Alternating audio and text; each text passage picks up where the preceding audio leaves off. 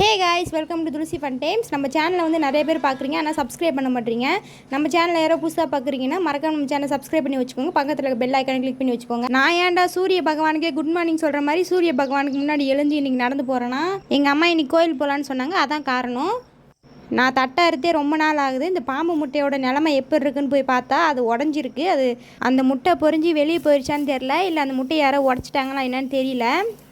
சரி, நமக்கே அந்த அறிவியல் ஆராய்ச்சிலாம் யோசிச்சுட்டு நான் மட்டும் வந்த வேலையை பார்ப்போன்னு தட்டா இருக்க போயிட்டேன்.